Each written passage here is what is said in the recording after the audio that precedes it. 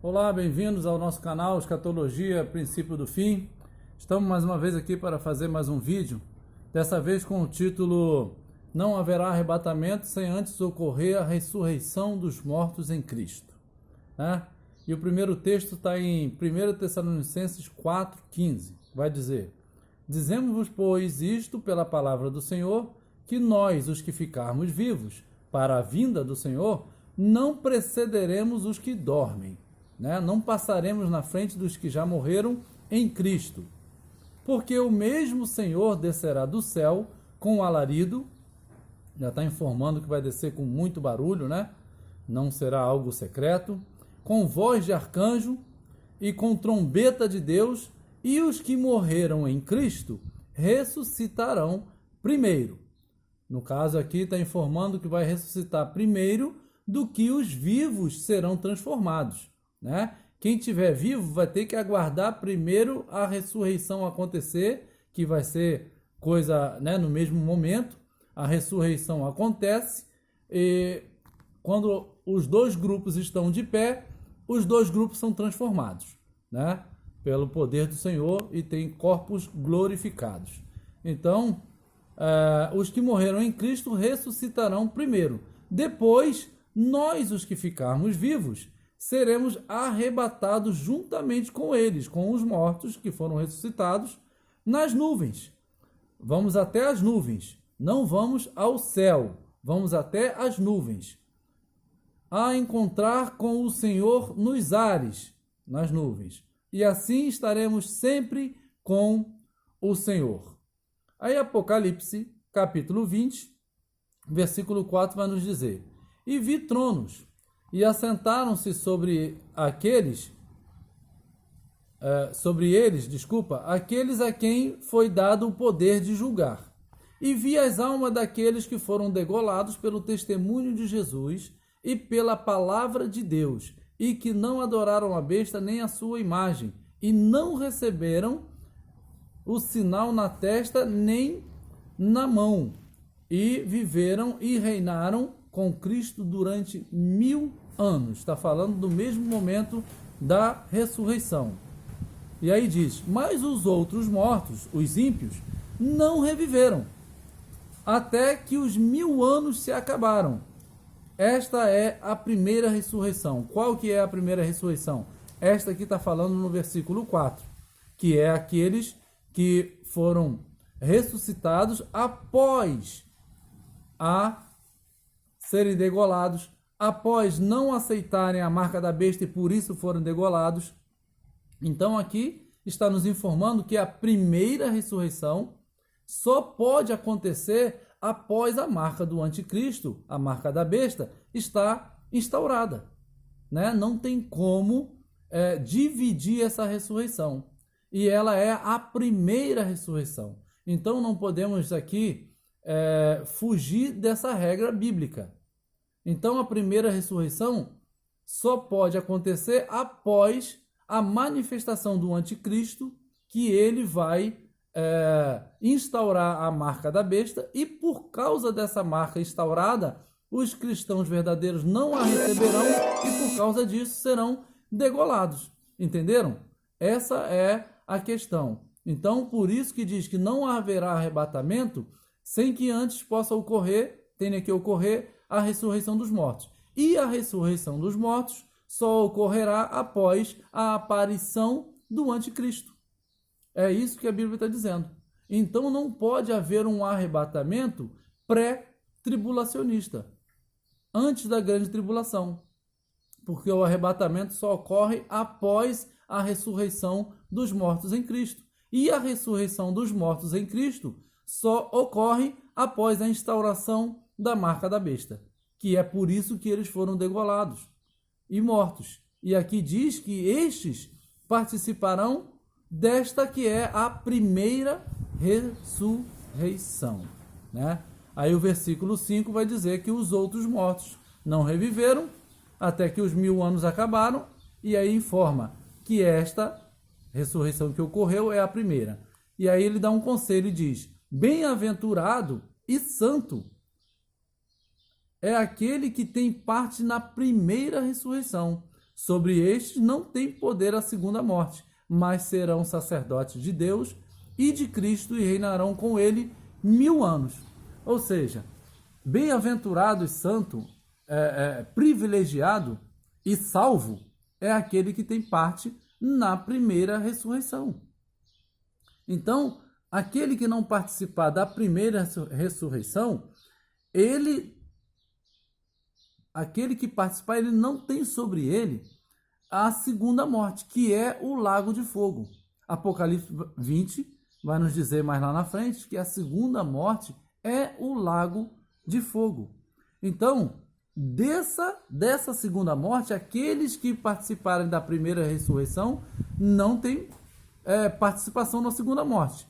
Porém, aqui diz um segundo grupo, mas os outros mortos não reviveram. Quem são esses outros mortos? Os ímpios, né? Que não puderam participar da primeira ressurreição porque não aceitaram a Jesus como Salvador.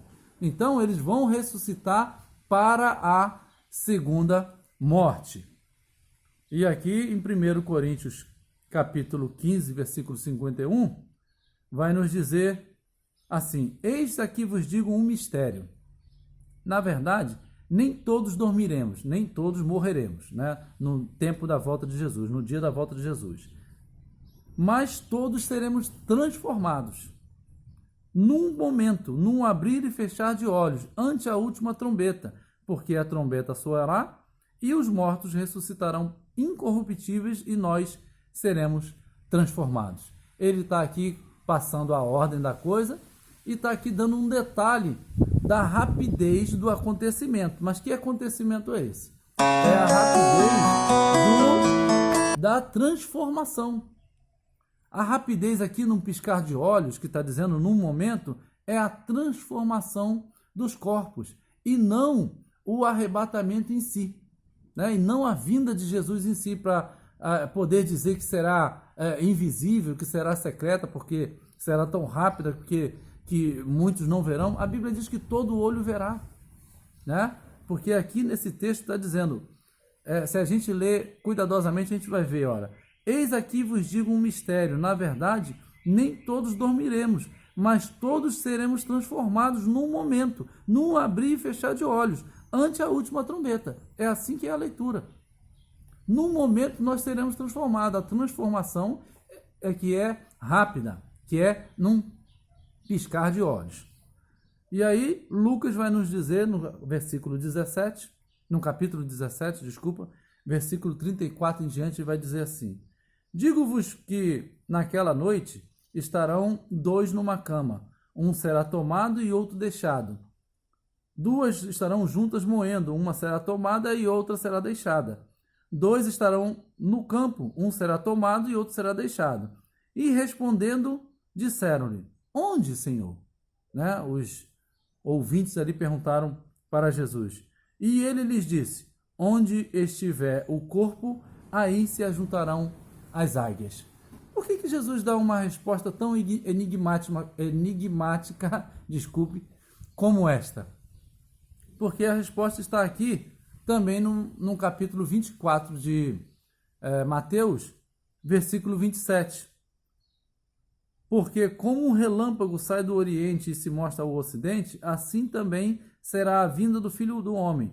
Pois onde estiver o cadáver, aí se ajuntarão as águias. E logo depois das aflições daqueles dias, o sol escurecerá, a lua não dará sua luz e as estrelas cairão do céu e as potências do céu serão abaladas. Então, após isso tudo, aparecerá no céu o sinal do Filho do Homem e todas as tribos da terra lamentarão e verão o Filho do Homem vindo sobre as nuvens do céu com poder e grande glória. Ou seja, aquelas nuvens que Jesus disse que nós encontraremos com ele nos ares, porque ele vai estar nas nuvens e enviará os seus anjos.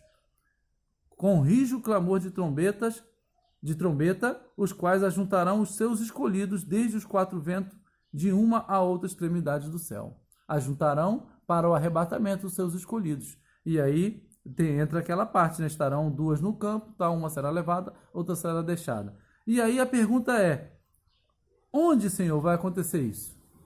E Jesus responde dizendo: aonde estiver um cadáver, aí se ajuntarão as águias. Jesus está fazendo aí aqui uma referência à grande tribulação, referência ao Armagedon, a guerra do Armagedon, aonde corpos estarão espalhados, segundo Ezequiel 37, 38, 39, estarão espalhados pelo chão, e a Bíblia vai dizer que necessitará de 7 meses para enterrar esses corpos. Então, nesse tempo, os abutres comerão as carnes, né, desses corpos, que são os inimigos de Jesus, na guerra do Armagedon. Então, é nesse momento que Jesus está dizendo que vai acontecer aonde um estará no campo, um será levado, o outro será deixado. 2 estarão no moinho, um será levado, o outro será deixado. Em que momento? No momento que vai estar acontecendo o arrebatamento. E o Armagedon. Vai estar acontecendo a guerra do Armagedon. E ainda diz que após a grande tribulação, após a tribulação daqueles dias, é que Jesus aparece no sinal do céu, né? E aí ele aparece, como diz por aqui, logo depois da aflição daqueles dias, o sol se escurecerá. Ou seja, ainda vai passar todo esse tormento da grande tribulação, e após esse momento que diz que o sol escurecerá, a lua não dará sua luz, as estrelas cairão, e aí o versículo 30 vai dizer: então aparecerá no céu o sinal do Filho do Homem. E o 31 vai dizer: e ele enviará os seus anjos para nos recolher, para a ressurreição dos mortos, em primeiro lugar, e recolhimento dos vivos, transformados junto com os mortos, junto até os ares, até onde ele estiver nas nuvens. Então, irmãos, o que eu quero dizer é que não haverá um arrebatamento antes que a tribulação aconteça, antes que a grande tribulação aconteça, porque os versos estão dizendo que está tudo atrelado a uma ressurreição após o aparecimento do anticristo, né? Tem um outro texto de 2 Tessalonicenses, eu acho que é o versículo, deixa eu ver se eu não me engano, se não me falha a memória, 2 Tessalonicenses 2, que ele diz aqui: ora, irmãos, rogamo-vos pela vinda de nosso Senhor Jesus Cristo e pela nossa reunião com ele, que não vos movais facilmente do vosso entendimento. Ou seja, eu peço a vocês que, segundo com respeito à vinda do nosso Senhor Jesus Cristo e o arrebatamento, nossa reunião com ele, vocês não mudem de ideia facilmente. Porque ninguém de maneira vou repetir o 2, que não vos movai facilmente do vosso entendimento, nem vos perturbeis, quer por epístola, quer por espírito, quer por palavra, como se fosse de nós, como se o apóstolo Paulo tivesse escrito, como se o dia de Cristo, a volta de Cristo, estivesse perto. Aí ele vai dizer: ninguém de maneira alguma vos engane, porque não será assim sem que antes aconteça a apostasia e se manifeste o filho do pecado, o filho da perdição, o homem do pecado, o filho da perdição. Ou seja, a volta de Jesus não vai acontecer antes que se manifeste o homem do pecado, o anticristo, o filho da perdição. É isso que o apóstolo Paulo está dizendo. E isso combina com todo o texto que vai dizer que tudo acontecerá após a grande tribulação. Alguns vão dizer que a noiva de Cristo não pode passar pela grande tribulação, mas aí eu pergunto: os nossos irmãos no Oriente Médio, na Ásia, na Coreia do Norte, eles não são noiva? Eles estão perdendo a sua cabeça, estão sendo degolados, estão sendo torturados, proibidos de pregar o evangelho, presos, mortos. Os irmãos têm visto no noticiário, eles não são noiva. Os discípulos de Cristo já não eram noiva, né? Os grandes homens de Deus que morreram na mão dos inimigos da época já não eram noiva. Porque só a igreja do século 20, 21, a igreja de hoje, que não pode passar pelas tribulações, não pode morrer, não pode fazer dificuldade. A igreja do Ocidente, na verdade, né? Que é o Ocidente que pensa assim. Tem essa visão de que Deus não vai permitir que isso aconteça porque a noiva é noiva de Cristo. Será que nós somos muito mais fiéis do que os discípulos para não passar por isso? Somos mais fiéis que os nossos irmãos que estão lá no Oriente Médio, estão morrendo na mão dos inimigos lá?